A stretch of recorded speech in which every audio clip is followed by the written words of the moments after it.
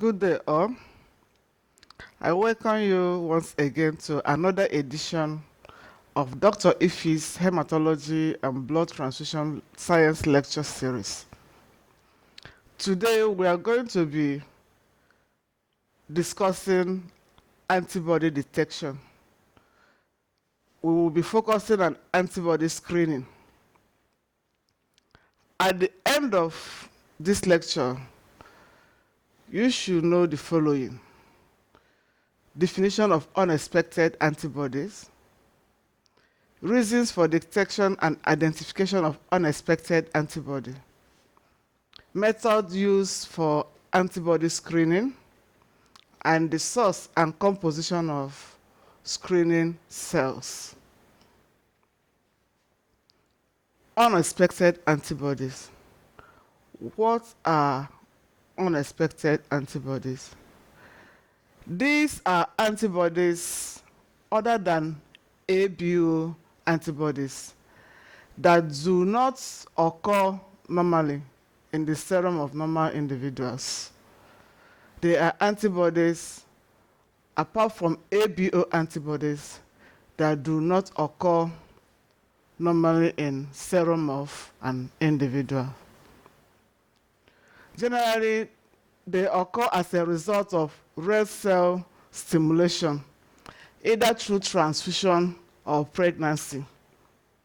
Unexpected antibodies occur as a result of red cell stimulation, either through blood transfusion or through pregnancy.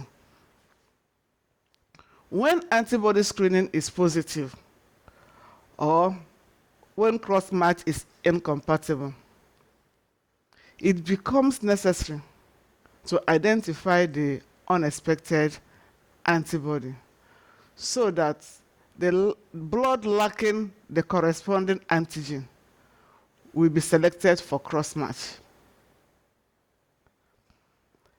The antibody could be clinically significant, and unexpected red cell alloantibodies can be found. Research has shown that they can be found in 0.3 to 2.8% of the population, depending upon the group of patients or donors studied and the sensitivity of the antibody detection method that is used.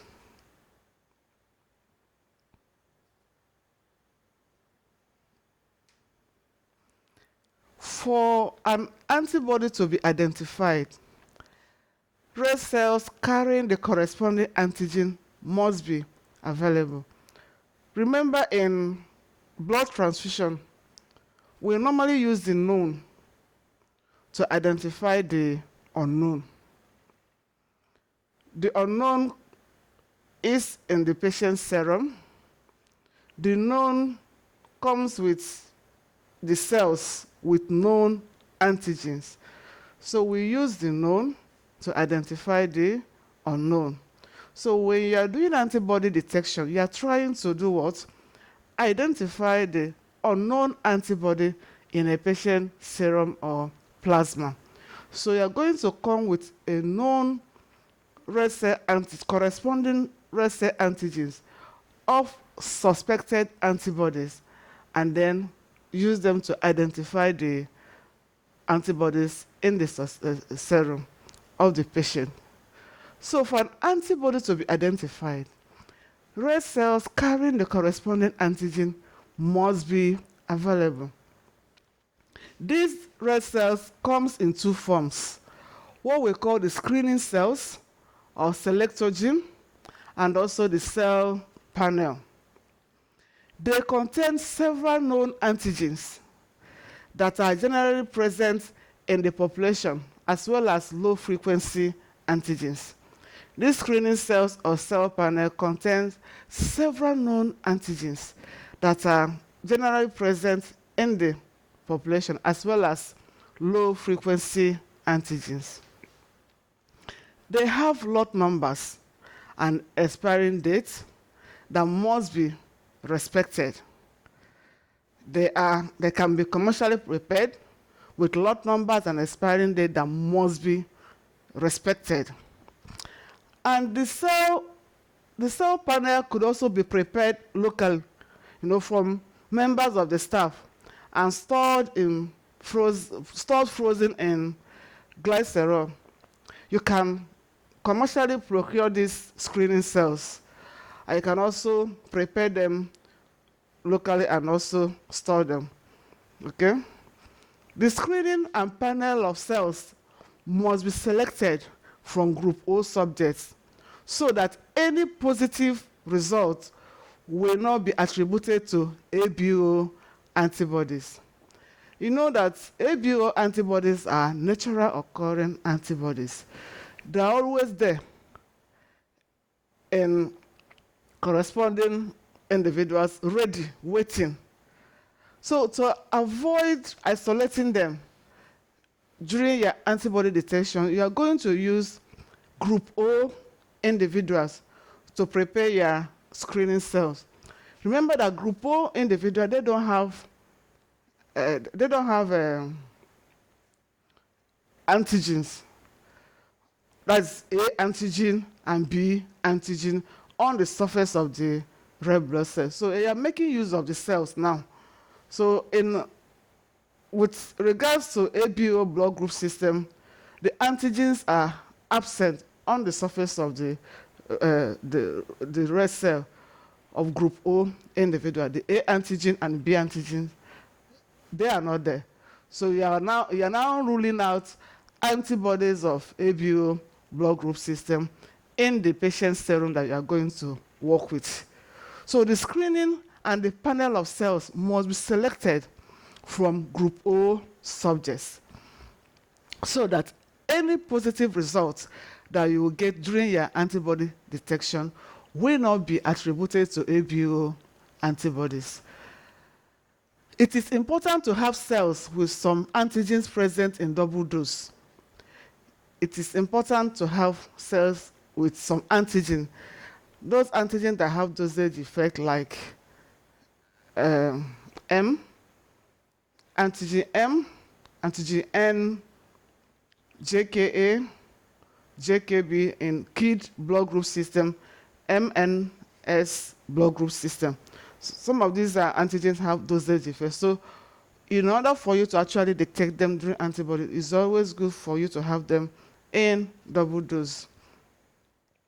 Now, this antigram is actually a sheet that comes with the commercially prepared screening cells or panel cells showing the list of antigens present in each of the vials of the screening cells or panel cells. I said that these screening cells that we are going to use for antibody detection or panel cells, you can procure them, you can prepare them locally, you can also procure them commercially with lot number and expiring date. So when you procure them commercially, they come with what we call Antigram, a sheet that contains the list of antigens that are present in that particular vial. A positive sign is used to indicate the antigens present in each vial, while a negative sign is used to indicate those antigens that are absent in each vial, as shown on the diagram. When you look at this diagram, the first diagram shows the panel of screening cells, 2 cells. Up there you are having, the way you have the plus tells you that you have the D antigen in the first, the C, the E, and all that. The same thing in the other one, the panel of 10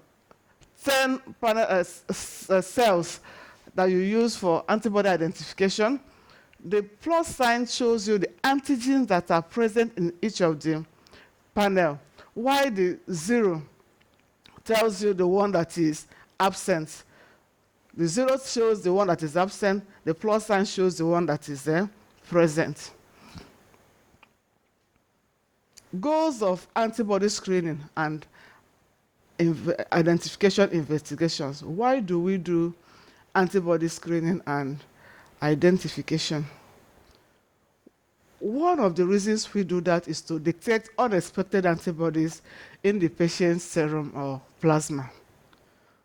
To check for unexpected antibodies in the patient's serum or plasma. To also identify the antibody or antibodies detected in the serum and plasma during antibody screening tests. The next thing is also to determine the clinical importance of these antibodies and also to ensure availability of compatibility units of red blood cell for transfusion. We do this antibody detection in order to prevent, one, blood transfusion reactions, and also help in management and also monitoring and also prevention of hemolytic disease of the newborn. We do antibody detection to help detect unexpected antibodies and also give corresponding or compatible red blood cell during transfusion, products during transfusion. Now, antibody screening. What do I need from patients if I'm to do antibody screening now? What do I need from patients? Obviously, you need patient details. And these details will include the date of birth, the gender, obstetrics history of the patient, the ethnic origin of the patient, diagnosis, clinical condition, and drugs that the patient is on, if possible. Obviously, requesting hospital and clinician must be known. The investigation required must be clearly stated. Then fully labeled samples of the patient must be present. And then you have your screening and panel cells. Then SOP or guidelines should also be present. The SOP and guidelines should also be present. Now, doing antibody detection proper. An allo antibody investigation comprises of two distinct parts. An allo antibody investigation comprises of two distinct parts. Stage 1 is what we are treating today. And that stage 1 is antibody screening. And the screening test is designed to detect immune IgG antibodies optimally active at 37 degrees Celsius. Number 1, IgM antibodies which are active at or near 37 degrees Celsius. And the screening test should also be able to detect autoantibodies active at 37 degrees Celsius and also allow us to detect in advance any problems that might emanate in the course of the investigation, like autoimmune antibodies being present in the patient. Screening test should also be able to allow you to detect that. Okay? Now, the second stage is what we call antibody identification. Antibody identification. Now, when you do antibody screening, any sample with a positive antibody screen must undergo further investigation.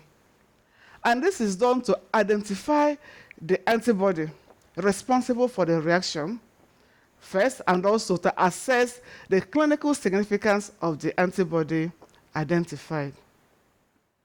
To identify the antibody responsible for the reaction and also assess the clinical significance of the antibody. Now, antibody screening. Patient serum, when we are doing antibody screening, patient serum or plasma is tested against 2 or 3 cell set of screening reagents. what we call the screening cells, selectogen, like I said earlier. You have 2 or 3 cell set of screening reagent. It must be 2 or 3, but not 1. And this screening reagent, this set of cells, must be capable of reacting with all clinically significant antibodies in the patient sample. This screening cell must be capable of reacting with all clinically significant antibodies in the patient sample, and must be group O, like we said earlier. Must be group O, and must be a minimum of 2 individuals. Must be a minimum of 2 individuals, and should not be pooled. It should not be pooled, and must give a good antigen expression. It must give a good antigen expression, that is homozygous. And it should be able to express all antigens whose corresponding antibody is considered clinically significant in transfusion reaction and hemolytic disease of the newborn. If you can recall, antibody screening uses 2 or 3 screening cells to detect if antibodies are present in the serum. If antibodies are detected, they must be identified. During antibody screening, if antibody is detected, the antibody must be identified. Now, the antigen profile typically follows the same format in each batch for ease of use, like what is shown on the diagram. This is an example of the Antigram. Screening cells for red cell screening, for antibody screening. Now, I want you to reflect on some points. Remember I said the screening cells, you can commercially procure them commercially. You can also prepare them locally. And these cells must be gotten from group O individuals. And they must contain the antigens that the antibodies are considered clinically important, apart from ABO antigens. Now, think about which systems are clinically significant. Can you reflect on it? Can you think, about in different blood group systems that you know, which ones actually have the antibody that are actually clinically significant? Now, when you reflect on that, you think about that, and you have something in your mind. You know that you have something in your mind right now. Now, which antigens must be on the screening cells? Which antigens do you think must be on the screening cells? And which ones should be homozygous and why?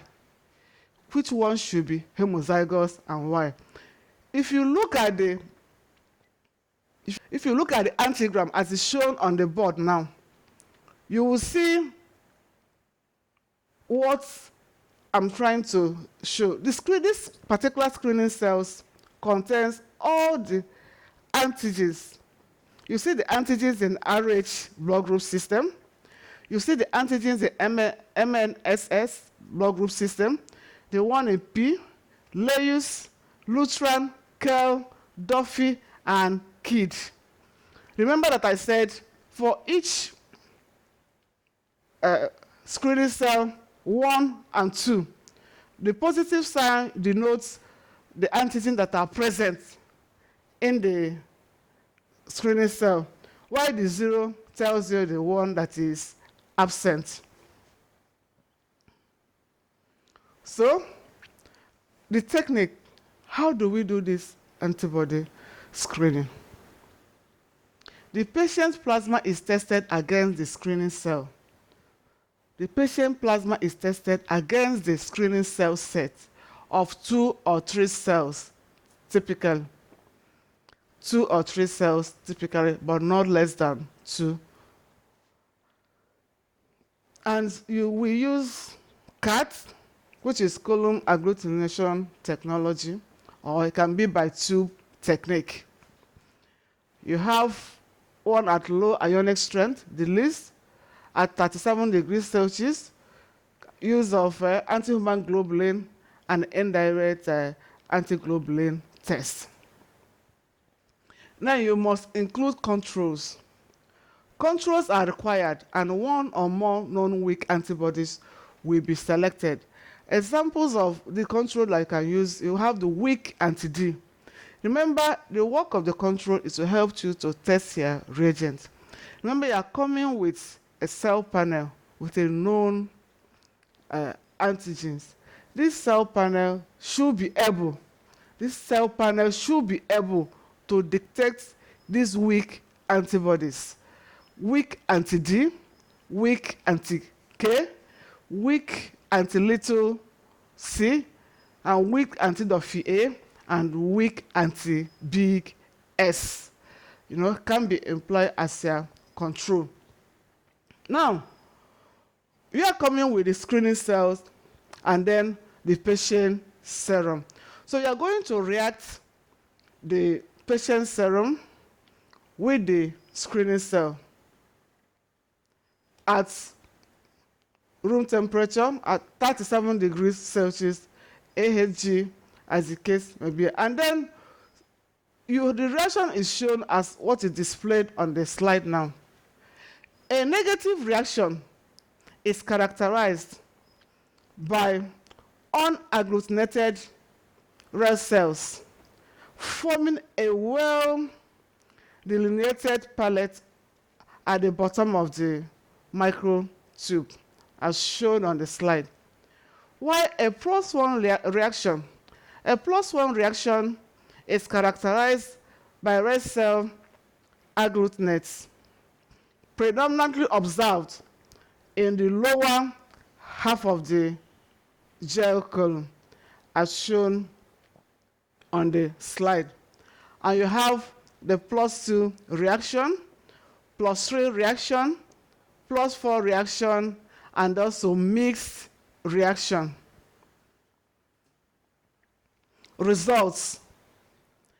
In doing antibody screening, a negative reaction with each or all the screening cells indicates the absence. A negative reaction, with each or all the screening cells. Remember, you are using 2 cells panel, 2 or 3 cell panel. And a negative reaction in each of any of these cell panel or all of it indicates the absence of any clinically significant antibody in the sample tested. But a positive reaction with any screening cell or in all of the screening cells indicates the presence of an antibody. We cannot tell if it is clinically significant from this test. Further test is now required to identify the antibody. Note, a positive antibody screen only demonstrates that antibody is present in the sample. It does not show the specificity or indicate the clinical significance of the antibody. It doesn't really tell us which antibody is reacting. It just tells us that antibody is present in the sample. So we must undertake an antibody identification procedure so we can make a decision.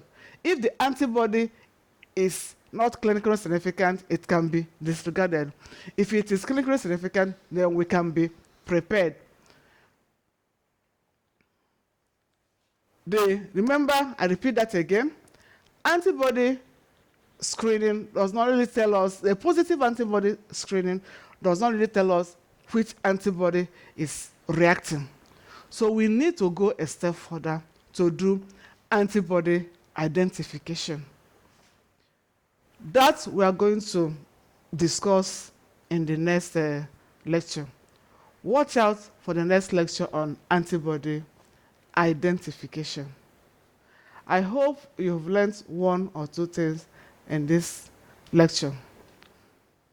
How to do antibody screening, the cells that you need to do antibody screening, and how to identify a positive or negative antibody screening. Thank you.